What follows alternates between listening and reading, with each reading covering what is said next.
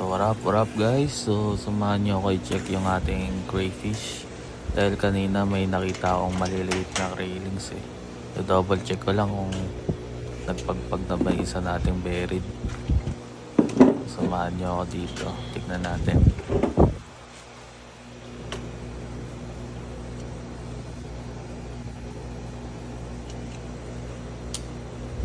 Nasuot ko lang yung ilaw ko guys para makita ako.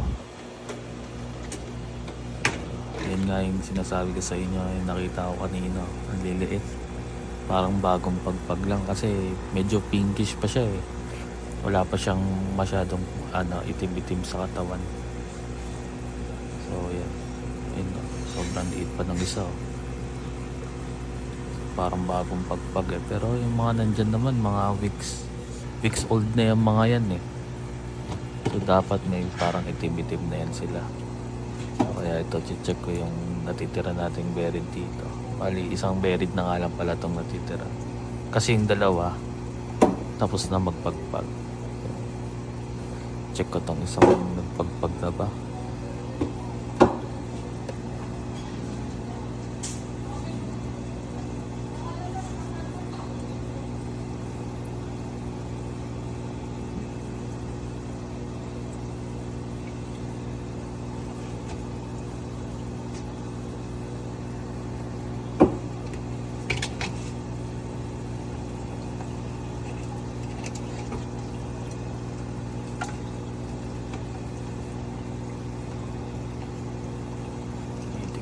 Siya dito no? Ayaw nga niyang bumitaw sa hides niya,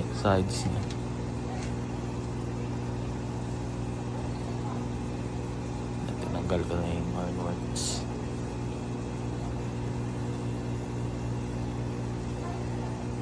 Ayun, naglag.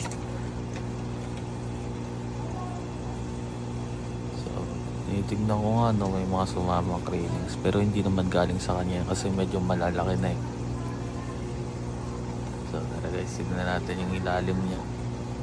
Pakita ko rin sa inyo. So bali ayan nga no, wait lang, medyo malabo eh.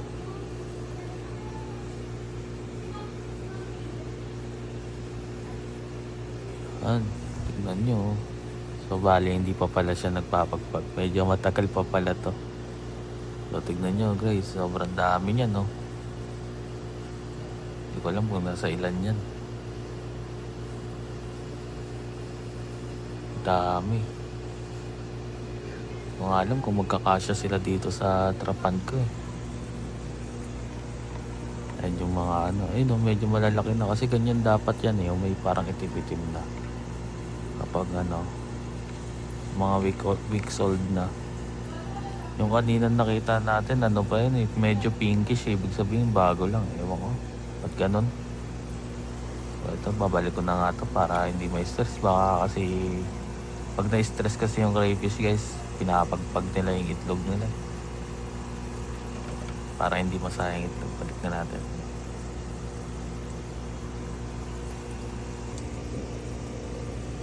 Ayan, ito nyo mga railings so pag-aalaga lang dyan okay lang naman yan sila dyan. Hindi naman sila makakain ng malaking crayfish na yan kasi malaki naman tong pond na to, tsaka ang daming hides, may mga talisay pa akong nilagay so, makakatago sila, tsaka maliliksi ang mga yan, hindi sila makakain. Yun lang.